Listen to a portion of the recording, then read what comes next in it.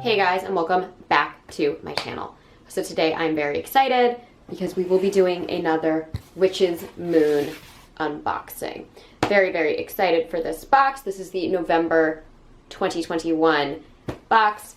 For those of you guys who don't know, the Witch's Moon box is a monthly subscription box of like witchy things, both for your own craft as well as some more self-care items. It retails for me for $54 every single month. That does include shipping and handling. A lot of it is handmade, handcrafted, and done by a small company, I believe out in Colorado. But they are one of my favorite subscription boxes, and I have had this box for years now. So let's dive right on in. Okay, so first up we have our spoiler pamphlet. And it says that this month's theme is a witch's prophecy. It says, this wonderful time of year is so critical to our growth and our commitment to our practices. As the days become shorter and the winding nights become more prominent, we settle into our shadow work and exploration. It is during this time that we rely on a variety of divinatory tools to help guide us towards prophecies that may alter the course of our journey. These moments are so special and unique to each of us. Found within our choices and intentions are the seeds that become manifested through seeking answers and guidance without interruptions and false perceptions. In this very special collection, we work with a very unique divinatory tool created to accompany you on the important and purposeful path ahead. All right, so let's go through it. So first up, we get our oracle card of the month. These are all individual cards that the lovely people over at Witch's Moon have chosen for the individual that is going to receive the box. So mine this month says knowing, divination, converse, energy, and free will, and has this beautiful artwork on it. We then get our spell of the month, which is aptly titled A Witch's Prophecy. We get some artwork, like Book of Shadows style artwork, and it is the Witch's Runes. Now, I don't know a lot about runes. I've worked with runes very, very briefly before, but it is something that I'm not very familiar with. All right, we then get our tea, and this is Carmenta's Brew, which is a ritual herbal tea, along with a little pouch to brew it in. Let's see what the flavors are of that. So this is a raspberry leaf, chasteberry, nettles, linden flower, and cinnamon tea. Yum. All right, we then get what looks like bearberry and wormwood or absinthe. Again, I'm not a big herbal practitioner, so the herbs I use very, very rarely. Every now and then I do. I do dabble a little bit in like kind of like apothecary and making sachets, but other than that, I don't really use herbs too often. So every month we do get a sacred salt. These are great for baths. I use them like all the time. And this is Iris. Ooh, this is a very fruity salt. Let's see what the scent is for this. Okay, so this is jasmine, vanilla, and neroli oils, as well as rose, chamomile, lavender, oat, lemon balm, orange, and red clover herbs. That smells so delightful. It does not, those are not the scents that I thought I was getting from the salt. It smells very, very fruity, like raspberry or something. I mean, I know that's like obviously not what's in here, but that's what it smells like to me. It's very, very nice though. All right, next up is our prophecy oil. Smell her. Ooh. This smells like orgeat. Like this smells very almondy. I don't know if there's almond in that though. Let's find out. Okay, so it is, oh, I was correct. There is almond. There's ylang ylang. I don't think I say that right, but whatever. Almond, jasmine, anise, and clove, along with mugwort and wormwood. It smells primarily of almond. I really, really love the scent of almond. So very happy with that. I just got like an oil diffuser or oil warmer, whatever you want to call it, in one of my more recent unplugged boxes. So I'm very excited to start using these oils with that. I think that's going to be great. Okay, so then we get our spell candle. Ooh, we get this very beautiful purple. And this is one of those candles that does smell primarily of beeswax, though there is some other underlying scent in this candle. I'm not sure what that is. Amber and patchouli seem to be the scents in that candle. Okay, then we get our Incense, which is Amber Eyes, which smells very much like just a traditional amber incense. I believe I have another amber incense from the Witch's Moon, I think from last year, that I'm almost out of, but I do really like amber incense. Okay, and then we get this beautiful stone. I'm not sure what this is. This looks kind of like an agate.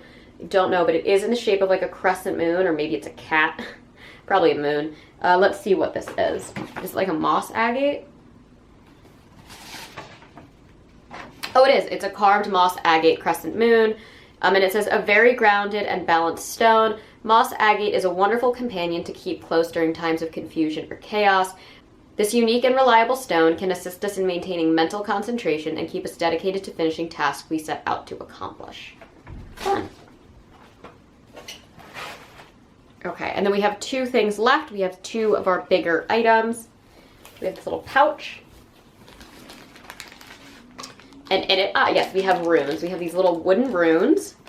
This does not seem to be a full rune set. I think there's many, many, many more runes. I do have a rune set somewhere, but I've only used like once. But I do love these. These are very, very beautiful. They are on real wood, and they seem to be on stained wood as well, or burned carved wood. I'm not quite sure, but we have, I believe that's the Victory rune. We have quite a lot. They're very, very pretty. And the carvings on them are very nicely done. They don't look hand carved though. They do look machine carved. But I mean, I really, really like these. I have all of the runes laid out in front of me, which I will post a photo of right here so y'all can see. They're very, very, very beautiful. And then last but not least, we get this beautiful box.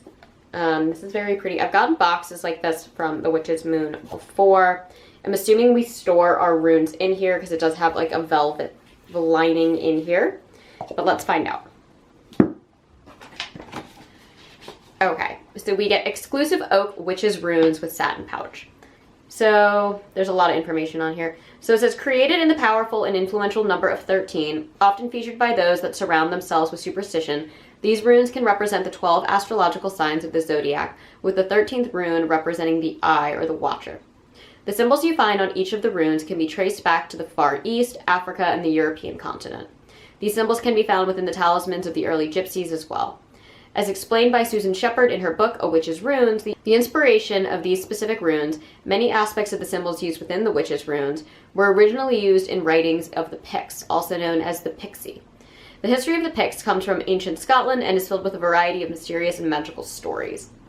And then it continues to go on about the history of the Picts. Okay, so you will find within this collection a corresponding art print that provides keywords in revealing the meaning and intention of each rune. Once all of the runes are placed within the provided satin pouch, relax and let go. Clear your mind and try to release any clutter that may be stagnating your emotional and psychological self. It can be wise to be very selective on the question you choose to voice. It is more beneficial to rely on questions that do not require a yes or no response. And then it will go on and Okay, so, and then we get the Black Shell and Mother of Pearl box, which is to accompany your witch's runes. And it looks like this is just to like hold them, as pearl has a lot of healing properties and I guess can help cleanse our runes as well. So I'm going to go through the runes for you all. I've done a rune reading like once, maybe twice in my life with a different set of runes. So I don't want to sit here and tell you all how to use runes since I myself don't really know them, but I will go through and show you what each rune is. So here we have the Sun rune, which is a good omen of abundance and plenty. And then we have the Moon rune, which is a symbol of adaptability and change. And again, it's just a little crescent moon. Okay, next up we have the Flight rune, which looks like birds flying away. And it is accessing other realms and altered states. Then we have rings, which is a symbol of agreement and alliance. We have what looks like a Trinity symbol, and this is the symbol for romance. There's also the denial of reason, desire, and fantasy. So the denial of reason, separately, desire, and fantasy. This is the woman rune, which is a little Y, which stands for comfort. We have man, which I definitely thought this was the victory rune, but apparently this stands for man, action, agility, and alertness, as well as ego and energy. This is the symbol for harvest, which is abundance and achievement. Here we have the symbol for crossroads, which is boundaries and change. This is the star rune, which is authenticity and belief in the greatest good. Here we have waves. Ooh, this one's really pretty. Which is artistic inspiration and creativity. This 5 symbol is the scythe, which is channeling, closure, and completion, as well as forgiveness and cutting of cords.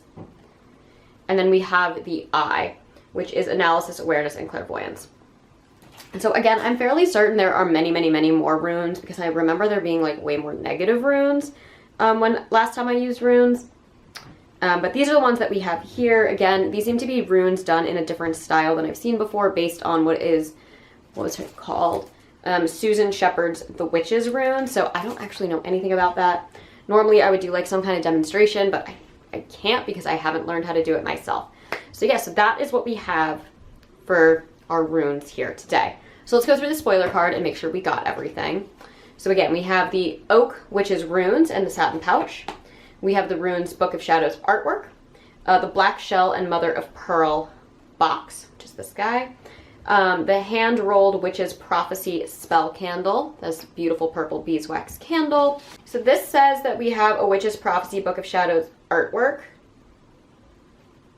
which I think is, which is this like spell here. I don't know why it says artwork. It's got to be like a typo or something. And then we have the Prophecy Magical Anointing Oil, which is our lovely almond scented oil. We have the Moss Agate Crescent Moon Stone. Then we get the Wormwood and the Bear Berry, which is also known as Uva Ursi. We have the Ritual Tea and the Muslin Bag. The Amber Incense. The Sacred Salt. Our personal oracle reading, and then parchment paper. Great, so we did get all of that. Ooh, I'm very, very excited about this box. I'm really interested in playing with these runes and seeing how to use them. Again, something I'm not very accustomed to using, but I like that I really have like the full setup along with like the chart to guide me as to how to use them and what they mean. So very, very, very thrilled with this box. Anyways, as always, thank you all so much for watching. I post every Monday, Thursday, and sometimes on Saturdays. And if you enjoy these videos, please hit the like and subscribe buttons down below, and I will catch you all in the next one. Mwah.